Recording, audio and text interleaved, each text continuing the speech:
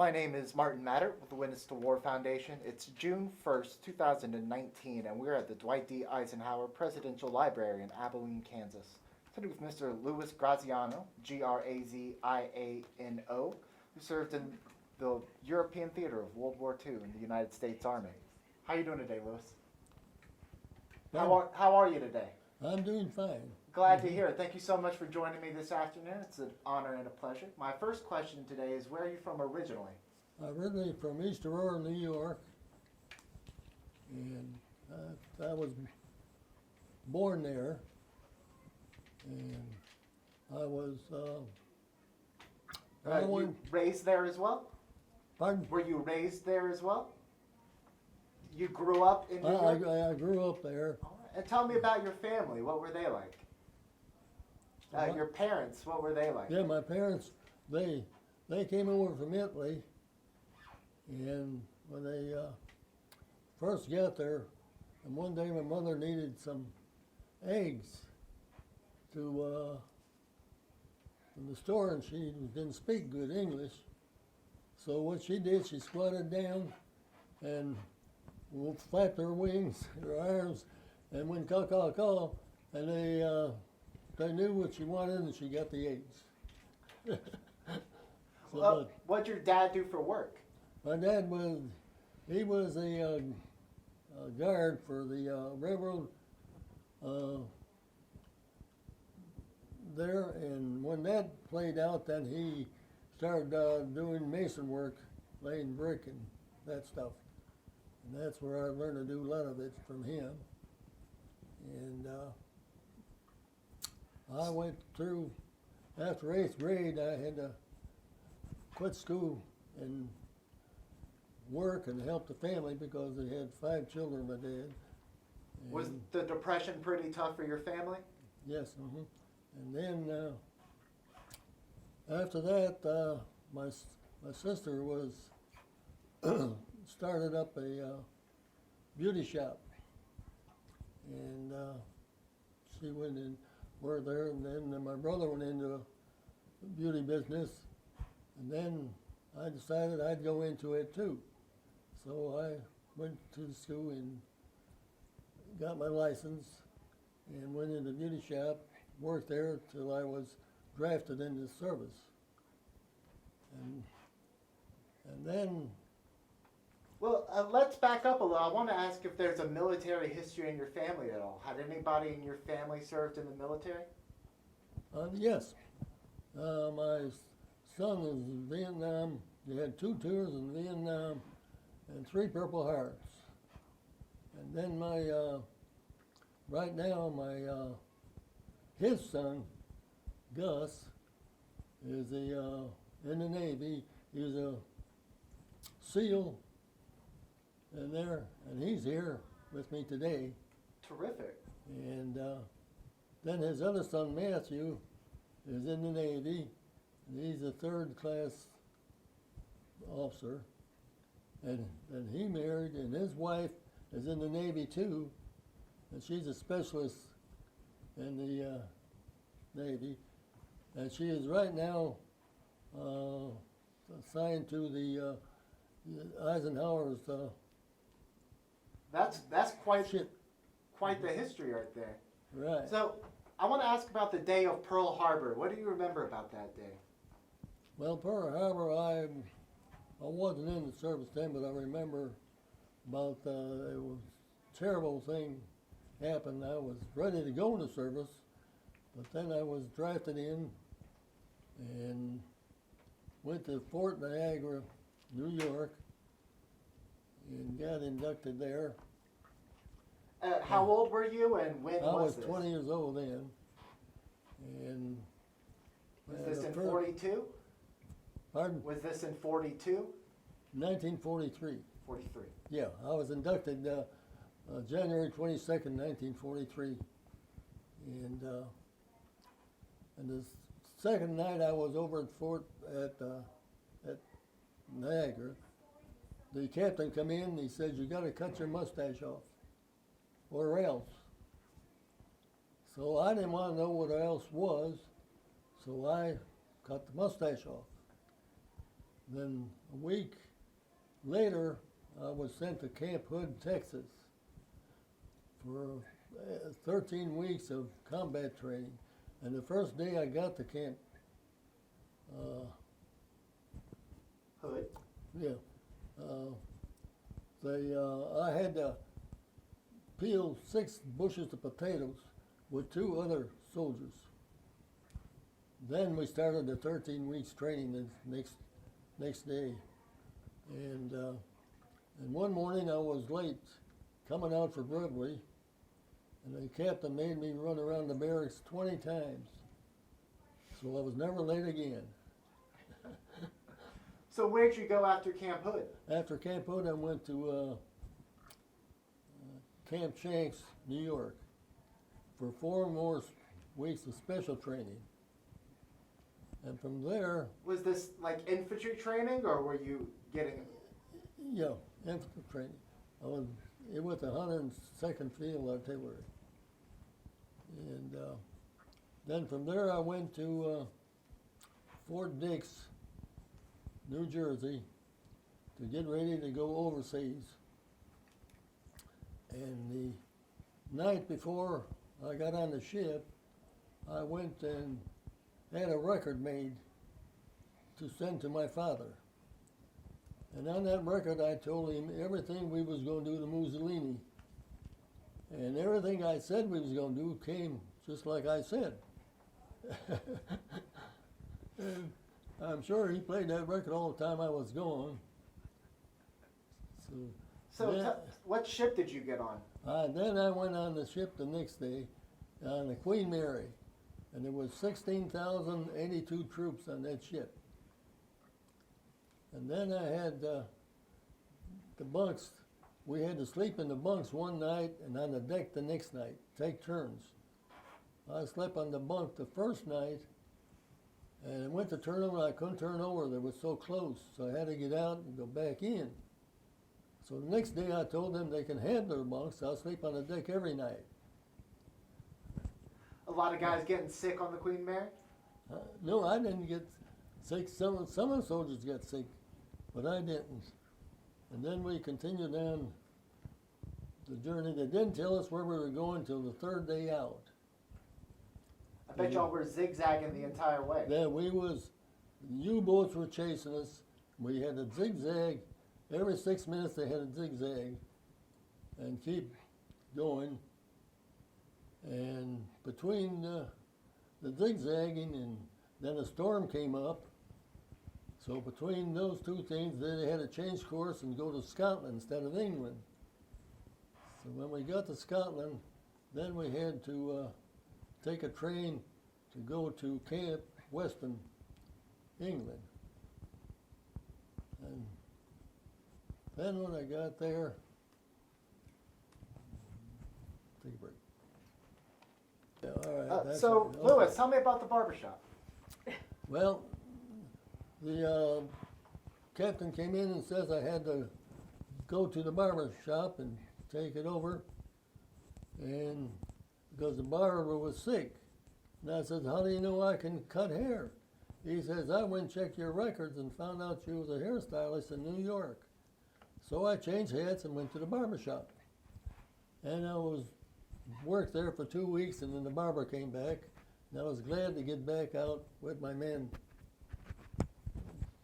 to the, let's see what else. Well, before we get into the invasion, I want to talk about the men in your unit. Who do you remember serving with? Well, a lot of the men I served with, I haven't kept in touch with. One of them was my buddy, and we met quite a few times, but he's passed away. Oh, what was his name? Buck Barnett. What do you remember about him? Well, he was my sidekick. I remember good things about him, and I told him, I says, he kept following me, and I said, now you do everything I do, you stay with me in case something happens to me, you take over. So he did, he was good. And one time we was out there fighting, and the Germans were shooting towards me, and he knocked me down the ground, they saved my life.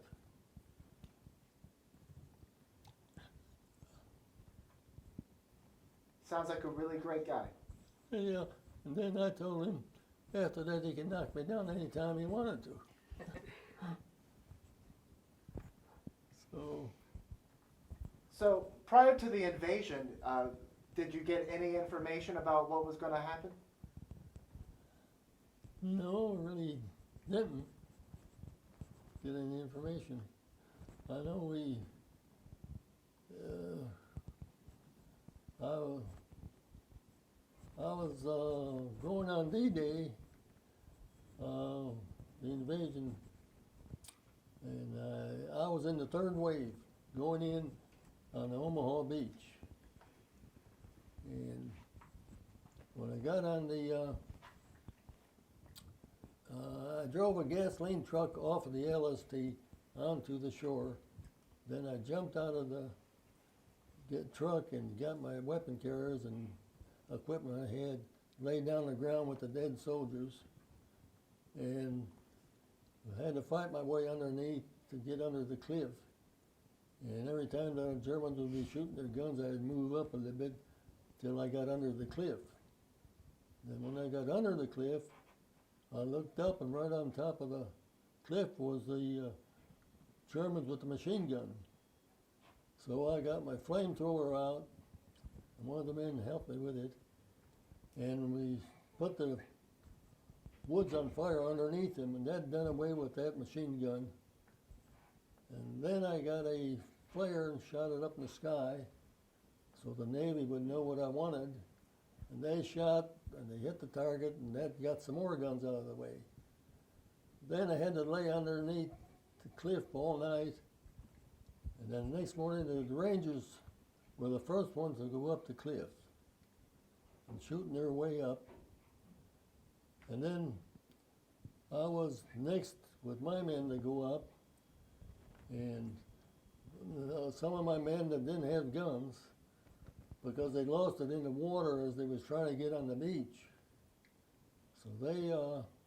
So I told them, go down there and get your gun off of the dead soldiers and come on up the beach. I had 35 men under me. So we got up there and we fought our way all the way to Reims, France. And then when I got to Reims, the general called me in, General Thrasher, and wanted me to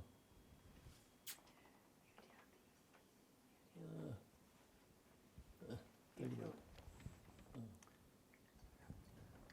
So you made it to Reims. Along the way, did you meet any civilians, any Frenchmen that were displaced by the war? Yeah, I can, as I go on, I can tell you about the Frenchmen. But I was, Well, actually, you have a note about a French book. yeah, well, that's after that comes, okay, the French book. When I got to Reims, the General Thrasher had told me I had to get the supplies and things we needed for the troops at in Reims.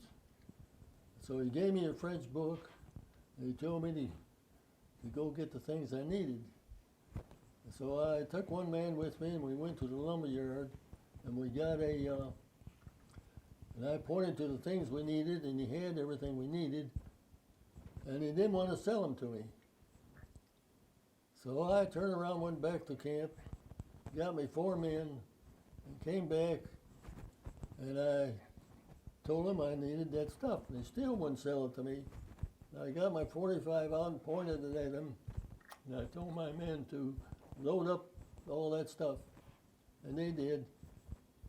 And then I told him that we were there to free them, to help them, and you don't want to sell us that stuff? I said, well, here's your paper. I said, now you go get your money from the Army. And I left. And I went back and told the general what I'd done. He said, oh me, we're going to get in trouble.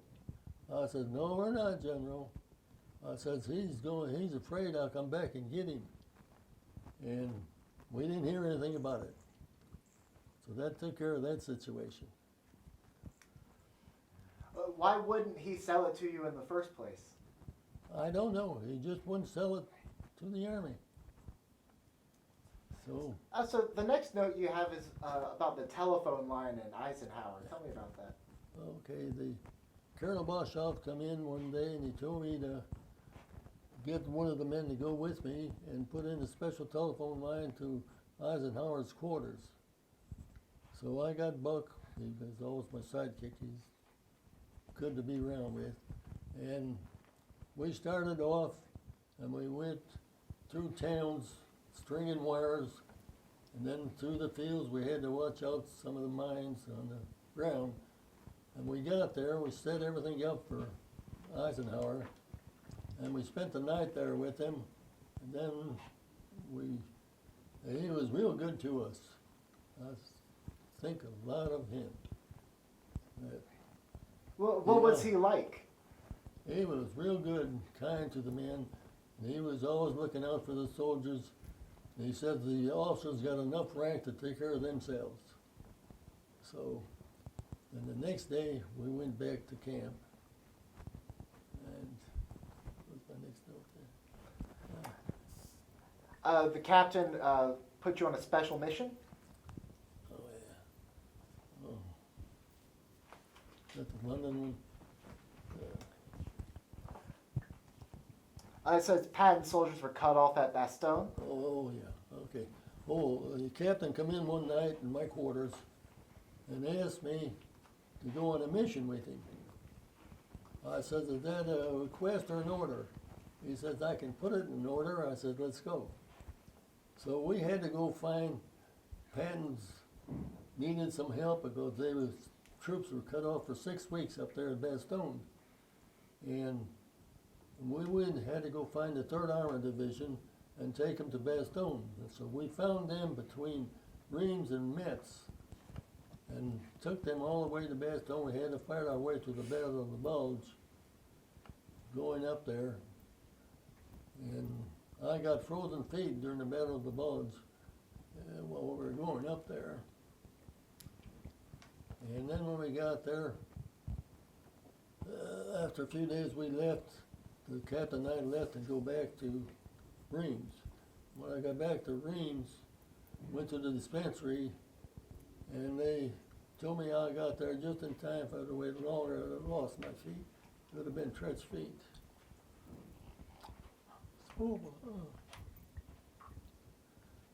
So and there was fluid and all coming out of my feet, and they had to put a hoop over it to keep the sheets from touching it. And How long did it take for you to recover? well, it took about 2-3 weeks later to get that. I wanted to get back outside. He says, if you can get a pair of shoes that was 2 sizes bigger and put 2 pairs of socks on, I can let you out. So I got a hold of my supply sergeant and I says, you better go find me some shoes because I want to get out. So he did. Then I was back out with my men. Again. So the next note you have is about a fighting corporal. Yeah, okay. All right. I was good to my men, and I gave them Class A passes if they wanted to stay out all night. But they had to be there for reveille. And if they weren't there for reveille, they'd be in trouble. So one of them, Corporal, he was always coming late. So when he come in one morning, I said, give me the pass. You can't have it no more. He says, take your shirt off and come outside. They won't fight you with your stripes on. So, and the boys in the office says, you're not going out there, are you? I said, yeah, I'm going out there. He was bigger than I was, and they knew I was a hairdresser. So they figured I didn't have a chance. But I said, I'm going. So I went out there and I beat the hell out of him. And then they didn't have no more trouble. They didn't know, in my younger days, when I was growing up, I lived next door to where the professional wrestlers and boxers were training. And I would go in and spar with them. So that took care of that story. You also mentioned something about a French cop. What was the story there? All right. And one day I was walking through the park, and I saw the French cop. He saw me, and we saw two soldiers. We both thinking the same thing, that they weren't Americans, but they had American uniform on. So I finally he was the closest to him, I gave him the eye to grab him. So he went to grab one of them and threw him for a loop. Then I jumped in and got him by his arm and pulled it behind him. I could have broke it off. And then the other one went running through the crowd, but there's so many children, no, we couldn't shoot at him. And so I start marching. The one I got a hold of, I was 8 blocks away from headquarters, and walking up the street, he kept saying, "Comrade, comrade." I said, "You say it one more time, I put this 45 through you." So he didn't say it no more. And as we were marching, the French people were spitting at him. I didn't like that because I was getting hit too. So lucky enough, my buddy Buck was coming by with a weapon carrier. I stopped him and I put him in the back of that, still holding onto his arm, laid him down face down with my knee on his back, and took him to headquarters. And when I got him there, I pulled his shirt off, and he had SS tattooed on his arm. So that meant Suicide Squad. So by him wearing an American uniform, the penalty was death. So I left it with them to take care of that. That wasn't the only instance of German prisoners in Reims, correct? No, that wasn't. That's another story. Yeah, about the little red schoolhouse, right? No, but the German prisoners. Okay, I was working with the major who was in charge of the city of Reims, France, and the little red schoolhouse. And I was out there with the major. He was an engineer in charge of all that. And we was working out in the field, and General come up there and told the major he wanted those prefab huts that we had to make a big mess hall for the troops coming through to feed them.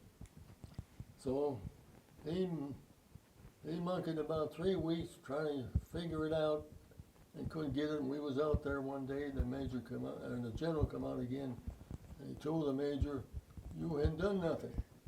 He said, "I'm still trying to figure it out." So he said, and he looked at me and he says, "Can you do it?" I said, "Yes, sir, General." I said, "Can you and I step aside?" He says, "Okay, Major, you stay right there." So I told him I wanted permission to use the German prisoners and 2 guards that can speak German and English, and I would get the mess hall up. Of course, then when the general left, Major says, "You're not an engineer. How do you think you're going to do it?" I said, "I'm going to do it, but I wouldn't tell him how I was going to do it." But I got it done, and the next thing you know, the general transferred the major out and put me in charge of the city of Reims, France, and the little red schoolhouse. And then, let's see. So the next note you have is about the open air theater. Yeah, okay. All right. And then one day the general tries to come in, he says, "Can you build me an open air theater for the troops?" I said, "Yes, sir." I said, so I found a location with a hill so I can build the seats up on the hill part and the theater down below. And as we were digging down below to put the theater up, we come across a wall, and the men said, "There's a wall here." I said, "Well, peek, make a little hole, take a peek and see what's behind there." So they did. They said it's a wine cellar. It was a Frenchman's wine cellar. I said, "Make a hole big enough and let's get it some." I said, "And get the ones with the best dust, most dust on it, because it'd be the best." So we did. At the end of the day, we had a good time with that champagne. And the next thing you know, he reported to the general. General, nobody would tell general who done it. Nobody knew who done it. So when it came payday, the general, I had 35 men I was working with, and he took so much out of each pay to pay for the champagne. Of course, we didn't care because we enjoyed it. So, Lewis, as I understand it, you met your wife overseas. Tell me how that happened. Well, my buddy Buck, he and his girlfriend said, let's go to the ball game and watch the ladies play ball one night. And I said, okay. So I went with them, and I saw this one girl there. She was the pitcher. And I said, who's that girl? And his girlfriend says, she's my best friend, Bobby. I said, okay. Yeah, she worked in the orderly room. So the next day I went to the orderly room to see her. And walked in there, and the lady there says, who do you want to see? I said, I want to talk to Bobby. She says, all right, I'll go get her for you. So we talked for a while, and I made a date for her that night. So I went to pick her up, and the lady said, she's already left with somebody. I said, well, okay. So I turned around and went back. And the ladies told her that she would never get another date with me, and she told them she would. So about 2 or 3 weeks later, I went back and asked for a date again. This time she was there. And then she was there all the time after that. And Where'd you take her for the date? yeah, we went to one of the clubs there at the in Reims. And then one night, coming back from one of the clubs, we was walking towards the camp, and I saw somebody behind us. And I kept the corner of my eye, and there was a soldier that was behind us and was about to grab Bobby by her neck. That's when I turned around and knocked him for a loot. And I told them, we was only 2 blocks away from camp, and I told them to go ahead, and I took care of him, and then I went in. I don't know why he was going to get her by the neck. So, that's the end of that story. Well, tell me about the proposal. Yeah, I tore down a barn, an old barn, and made a nightclub for the officers. It had a big, beautiful big bar I built in there. And so one night, as we were at the bar, I asked her, I had called home for a engagement ring. They had sent me, and I asked her to, she would accept, and she did. And then when we dated, and then we married. She was a staff sergeant, and I was a master sergeant. I'd pull my rank on her. So they told me when we got home after the war that she had pulled her rank on me. So then we got married, and then that was on March, was it? Yeah. So I want to ask about when the Germans surrendered. What happened when the war in Europe ended? Well, the German surrender, they came to the Red Schoolhouse. And I was in charge of the war room in there, so I was in the room there with them when they came in to sign the surrender.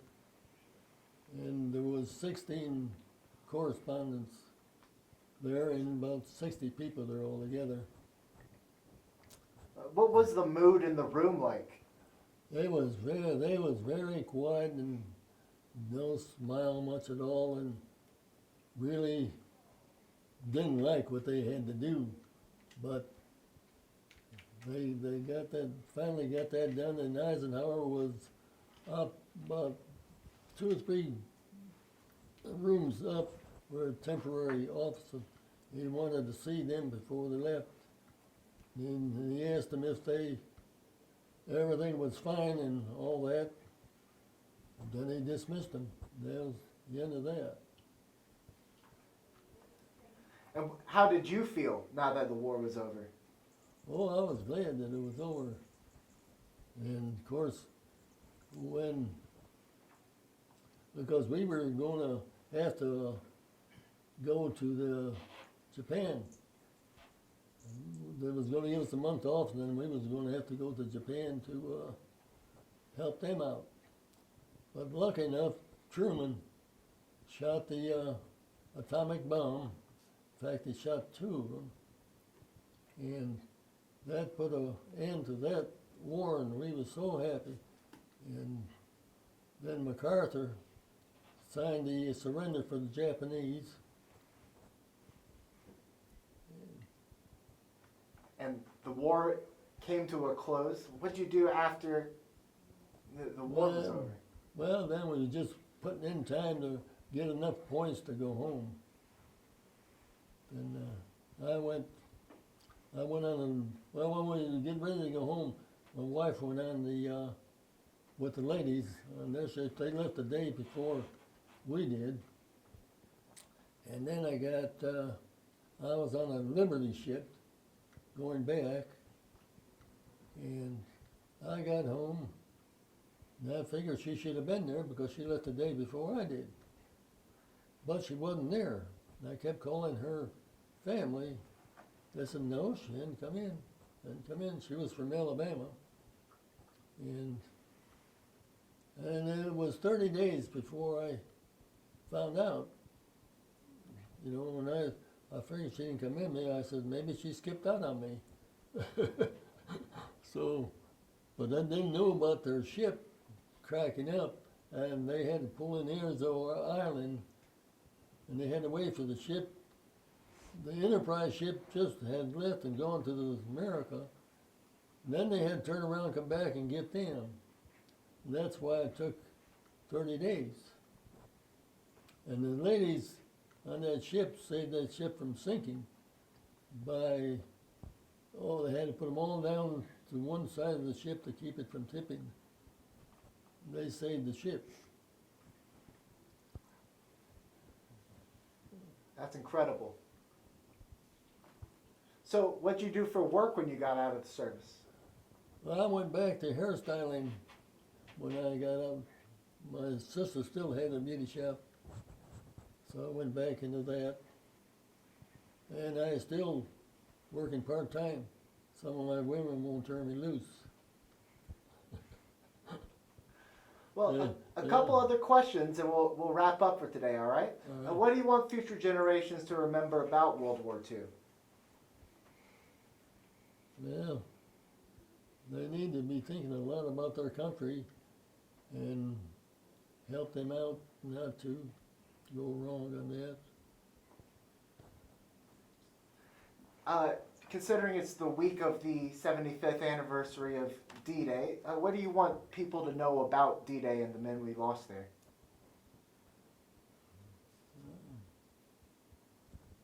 Well, I mean, I think the ones that we lost, they are the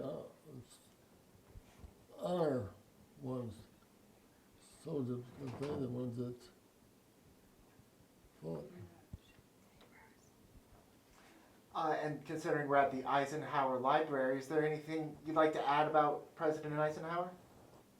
Yes, he was a passionate man with the soldiers, and he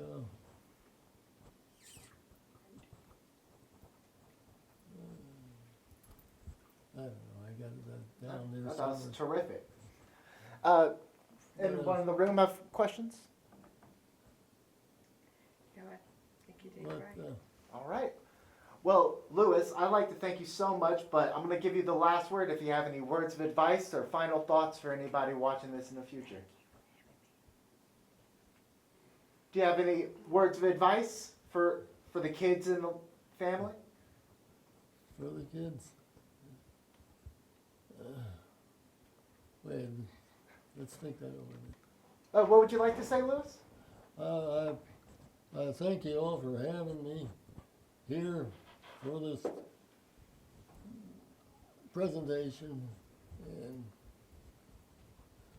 Well, believe me, it's the honor's all ours. Thank you so much for taking the time to come by and share your stories with us. But more importantly, thank you so much for your service, Lewis. It's greatly appreciated. I appreciate that. Thank you. How crazy is it to know that you met a future president when you were only 20 years old? I didn't think much about it. He was a commanding officer, and I don't know, I just felt great, that I could work under him. And so now, how old are you now? 96. 96. You're young. You're 96. When you think about it now, and you think about, holy cow, I met President Eisenhower when I was 20. How crazy is it now to think everything that has happened since that time? I don't know. I just go on day to day. I don't ever think about anything. It's not crazy to you that you met a president. A lot of people don't meet a president. Yeah. It's pretty special. Yeah, when I got discharged from the Army, I got a letter from President Truman. That has to mean a lot to know that you have that kind of impact. Yeah, but I don't know what to say really. Right. It's interesting. I guess what all kind of conversations did you have with Eisenhower? About how many times do you think you were working directly with him? About 2 times. 2 times. Yeah. Gotcha. Of course, the first was the phone line, correct? Right. What was the second one? Second one when it was after the surrender. The surrender. Gotcha. Mhm. Gotcha. And so I guess you said he was a very passionate man. He was. I guess maybe try to paint that picture for me. Allow me to understand that better. Well, he was always looking out for the men, and I don't know, just